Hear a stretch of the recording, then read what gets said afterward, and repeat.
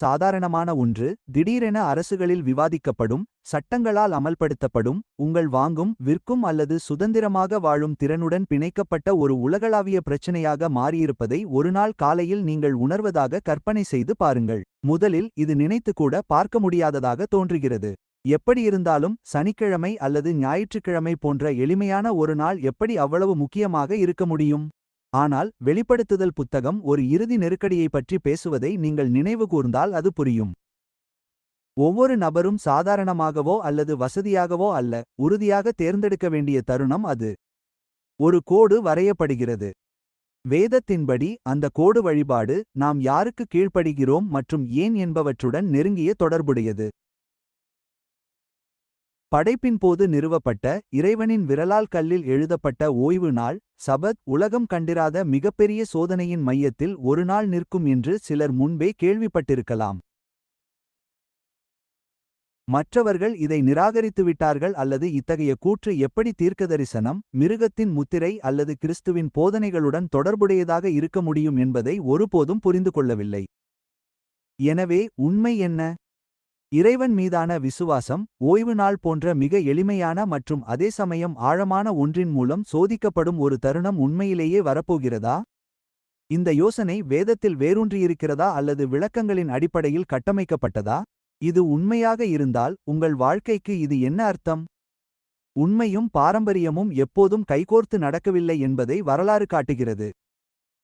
இறைவன் நிறுவியதை மாற்ற மனித அதிகாரம் முயற்சித்த காலங்கள் இருந்தன. இறைவனின் கட்டளைகளுக்கு முரணான வழிபாட்டு முறையின் கீழ் உலகத்தை ஒன்றிணைக்க முயலும் ஒரு இறுதி இயக்கத்தை தீர்க்கதரிசனம் சுட்டிக்காட்டுகிறது. முதலில் கட்டாயப்படுத்தாமல், இறுதியில் அழுத்தம், செல்வாக்கு, சட்டம் மற்றும் தேவையின் மூலம் ஒவ்வொரு நபரும் முடிவெடுக்கும் வரை இது தொடரும்.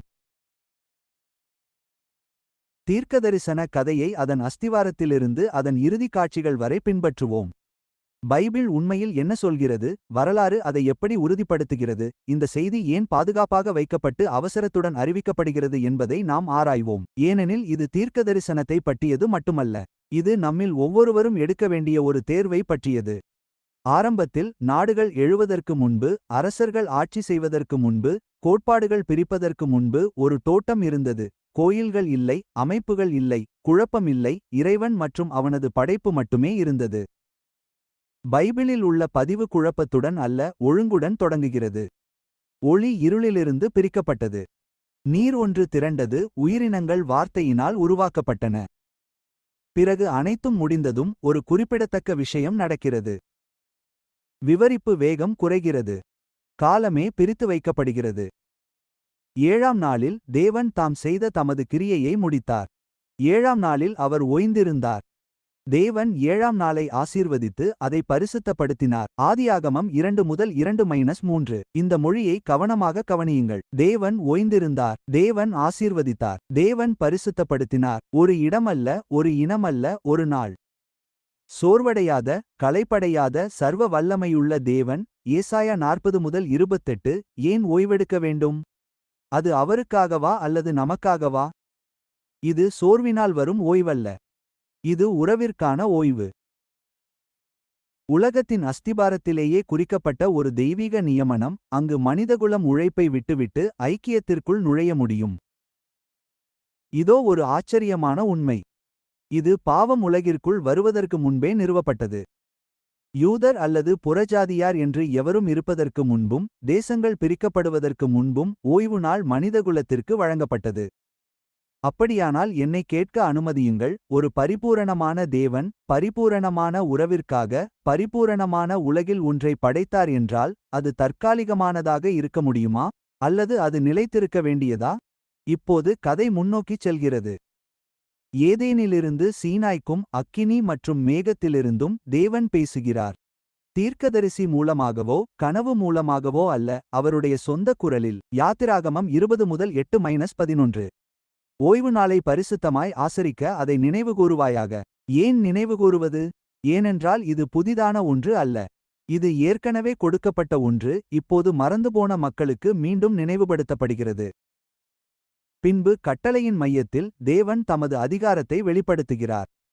ஏனெனில் கர்த்தர் 6 நாட்களிலே வானத்தையும் பூமியையும் சமுத்திரத்தையும் அவைகளிலுள்ள எல்லாவற்றையும் உண்டாக்கினார்.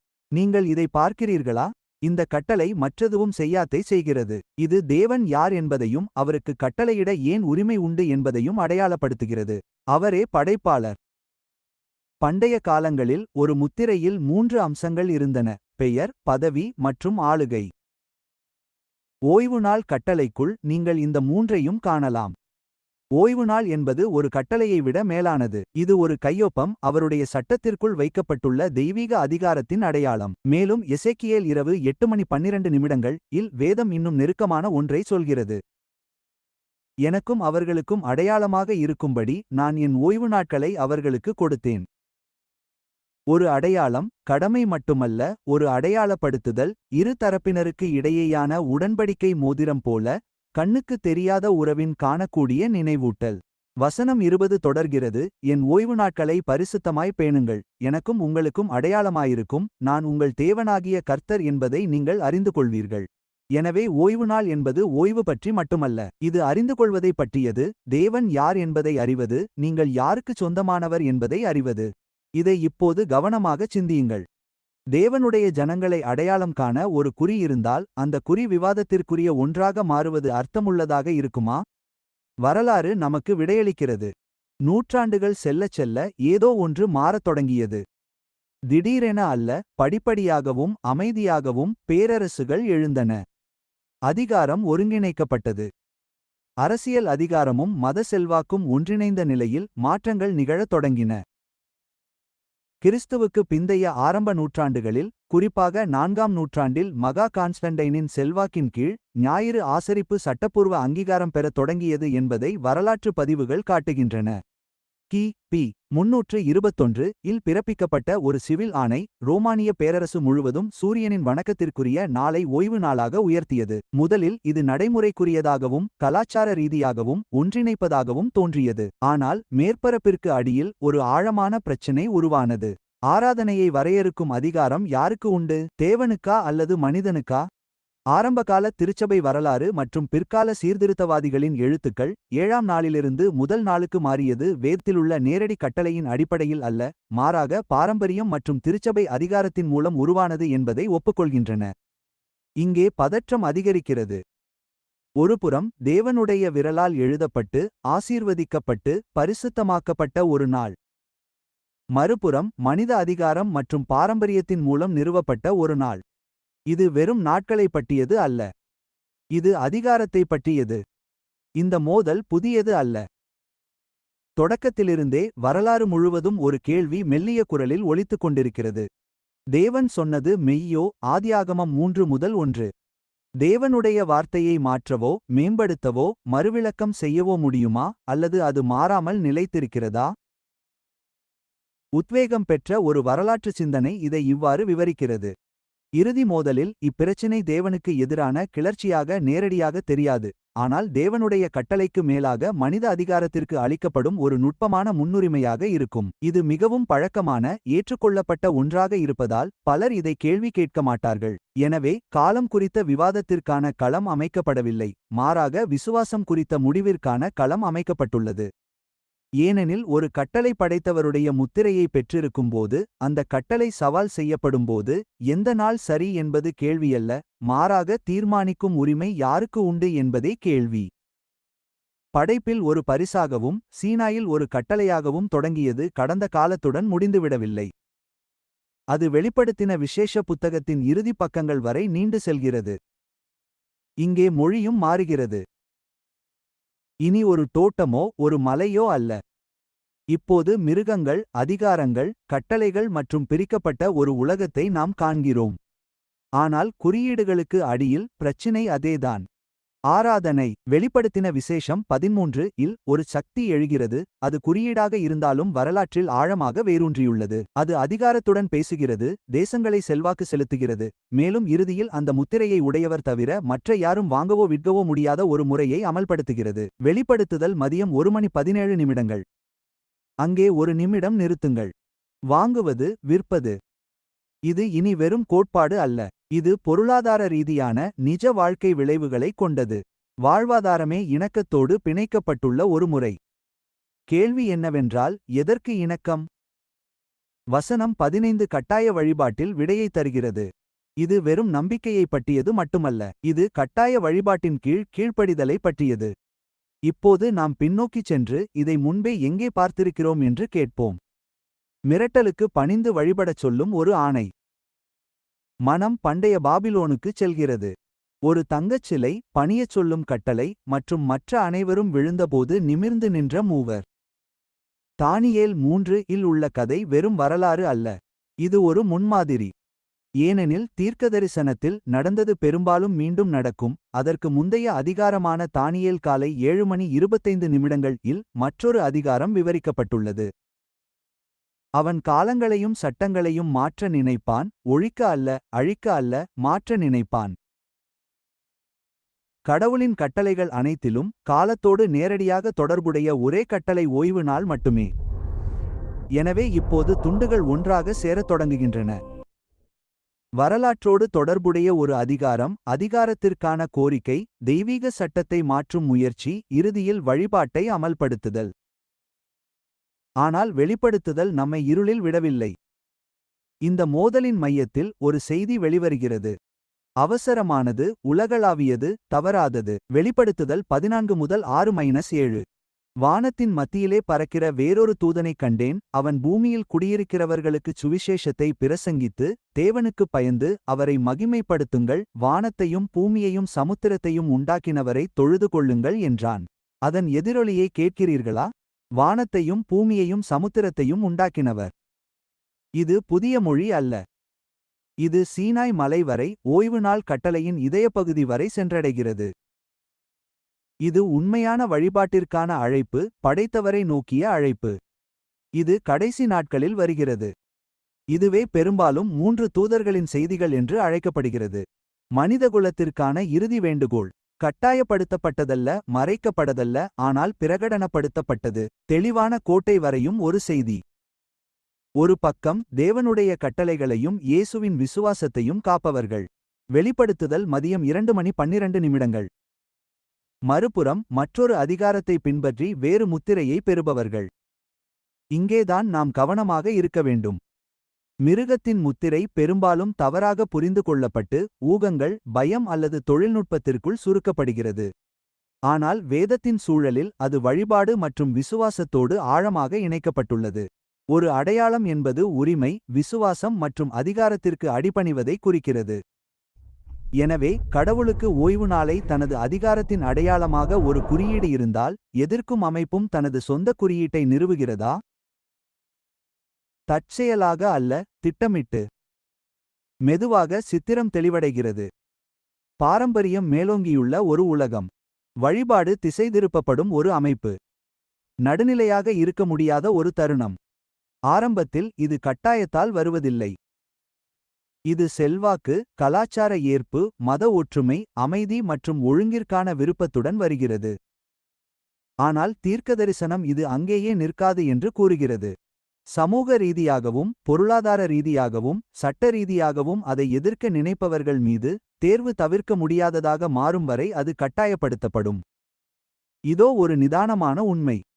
பெரும்பாலானோர் இதை கலகமாக பார்க்க மாட்டார்கள். கிறிஸ்துவின் நாட்களில் பாரம்பரியம் உண்மையை மறைத்ததும், பலர் நேர்மையுடன் ஆனால் தவறாக பின்பற்றியதும் போல, இது சரியானதாகவும் நியாயமானதாகவும் ஏன் நல்லதாகவும் கூட தோன்றும். ஆனால் கடவுள் தனது இரக்கத்தினால் உலகை எச்சரிக்கையின்றி விடவில்லை. வரலாறு நெடுகிலும் வேதத்திற்கும் கீழ்ப்படிதலுக்கும் கடவுளின் கட்டளைகளுக்கும் மக்களை மீண்டும் அழைத்துச் செல்லும் குரல்கள் எழுந்திருக்கின்றன, கட்டாயத்தினால் அல்ல, உறுதியான நம்பிக்கையினால். ஒரு வரலாற்று சிந்தனை இறுதி இயக்கத்தை விவரிக்கிறது, அங்கு வழிபாட்டின் பிரச்சினை தெளிவாக வரையறுக்கப்படும் மற்றும் ஒவ்வொரு தனிநபரும் அறியாமையில் அல்ல, முழு வெளிச்சத்தில் முடிவெடுக்கும் நிலைக்கு கொண்டு வரப்படுவார்கள். இப்போது நாம் விஷயத்தின் மையத்திற்கு வருகிறோம். இறுதிச் சோதனை என்பது அறிவு பற்றியது அல்ல, அந்தஸ்து பற்றியது அல்ல, ஏன் எண்ணம் பற்றியது கூட அல்ல. இது வழிபாட்டை பற்றியது. விலை கொடுத்தாவது நாம் யாருக்கு கீழ்ப்படிக்கிறோம்? இந்த மோதல் தீவிரமடைந்து தீர்க்கதரிசனத்திலிருந்து யதார்த்தத்திற்கு நகரும்போது அது நம்மை மிகவும் தனிப்பட்ட கேள்விக்கு இட்டுச் செல்கிறது. ஏனென்றால் உண்மை என்பது புரிந்துகொள்வதற்கு மட்டுமல்ல, அது வாழ்வதற்கு உரியது. அது நம்மை தீர்க்கதரிசனத்திற்கு மட்டுமல்ல ஒரு நபரிடமும் அழைத்துச் செல்கிறது. நெருக்கடியிலும் உண்மையை நிலைநாட்டிய ஒருவரிடம். தமது பிதாவின் கட்டளைகளை கடைப்பிடித்தவரிடம். கீழ்ப்படிதல் என்பது பாரமல்ல, அன்பு என்பதை நமக்கு காட்டியவரிடம். கேள்வி இப்போது மிருகங்கள் மற்றும் குறியீடுகளை பற்றியது மட்டுமல்ல, இயேசு கிறிஸ்து எங்கு வழிநடத்தினாலும் அவரை பின்பற்றுவதை பற்றியது. இப்போது பார்வை தேசங்களிலிருந்து தனிநபர்களுக்கும் அமைப்புகளிலிருந்து இதயத்திற்கும் சுருங்குகிறது. ஏனென்றால் தீர்க்கதரிசனம் தகவலுக்காக மட்டுமே வழங்கப்படுவதில்லை, அது உருமாற்றுவதற்காகவே வழங்கப்படுகிறது. இதற்கெல்லாம் மையத்தில் ஒரு நபர் நிற்கிறார், அவர் இயேசு கிறிஸ்து. வரலாற்றில் தொலைதூர உருவமாக அல்ல, ஒரு வாழும் உதாரணமாக. அவர் இந்த பூமியில் நடந்தபோது அவர் தம் பிதாவின் கட்டளைகளை ஒதுக்கி வைக்கவில்லை என்பதை பதிவு காட்டுகிறது. அவர் அவற்றை வாழ்ந்து காட்டினார். அவர் நாசரேத்திற்கு வந்தார். அவரது வழக்கப்படியே அவர் ஓய்வு நாளில் ஜெப ஆலயத்திற்குள் சென்றார். லூக்கா அதிகாலை 4:16. நீங்கள் கவனித்தீர்களா? அவரது வழக்கப்படியே, அவ்வப்போது அல்ல, விருப்பத்திற்குரியதாக அல்ல. இதுவே அவரது பாணி, அவரது வாழ்க்கையின் நடை. அவரது காலத்தில் ஓய்வு நாள் மனித பாரம்பரியங்களால் மூடப்பட்டிருந்தது, விதிகள் சேர்க்கப்பட்டு அர்த்தங்கள் சிதைக்கப்பட்டிருந்தன. ஆசீர்வாதமாக இருக்க வேண்டியது பலருக்கு ஒரு பாரமாக மாறியிருந்தது. இயேசு என்ன செய்தார்? அவர் ஓய்வு நாளை ஒழிக்கவில்லை. அவர் அதை மீட்டெடுத்தார். அவர் அந்த நாளில் குணமளித்தார். அவர் அந்த நாளில் போதித்தார். மார்க்கு நள்ளிரவு 2:27 - 28 இல் அவர் அறிவித்தார். ஓய்வு நாள் மனிதனுக்காக உண்டாக்கப்பட்டது, மனிதன் ஓய்வு நாளுக்காக உண்டாக்கப்படவில்லை. ஆகவே மனுஷகுமாரன் ஓய்வு நாளுக்கும் ஆண்டவராயிருக்கிறார். அவர் அதை நீக்க அல்ல, அதன் நோக்கத்தை மீட்கவே அதன் ஆண்டவரானார். அது மறுசீரமைப்புக்கான நாள், இரக்கத்திற்கான நாள், உறவுக்கான நாள்.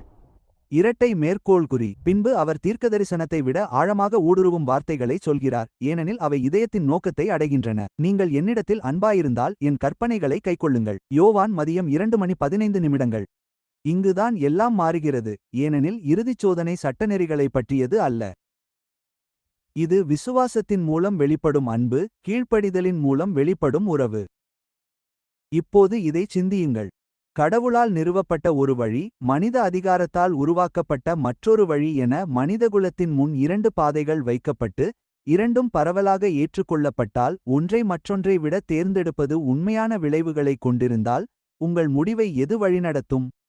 வசதி, பாரம்பரியம், பெரும்பான்மை அல்லது உண்மையா? உண்மை நிறுவப்பட்ட அமைப்புகளுக்கு சவால் விடும்போது, பெரும்பான்மையினர் பெரும்பாலும் அதை எதிர்க்கிறார்கள் என்பதை வரலாறு மீண்டும் மீண்டும் காட்டுகிறது. எப்போதும் கிளர்ச்சியினால் அல்ல, பழக்கத்தினால். இருப்பினும் ஒவ்வொரு காலத்திலும் எல்லாவற்றிற்கும் மேலாக கடவுளை நம்பி அமைதியாகவும் உண்மையாகவும் நிலைத்திருக்க தேர்ந்தெடுத்தவர்கள் இருந்திருக்கிறார்கள். ஒரு வரலாற்று சிந்தனை இறுதி தலைமுறையை பற்றி விவரிக்கையில், தவறாக புரிந்து கொள்ளப்பட்டாலும் அல்லது எதிர்க்கப்பட்டாலும், எளிதானது என்பதற்காக அல்ல, சரியானது என்பதற்காக உண்மையாக இருப்பவர்கள் என்று கூறுகிறது. எனவே கேள்வி இனி தூரமானதாக இல்லை, அது தனிப்பட்டதாகிவிட்டது. உலகம் என்ன செய்யும் என்பதல்ல, நீங்கள் என்ன செய்வீர்கள்?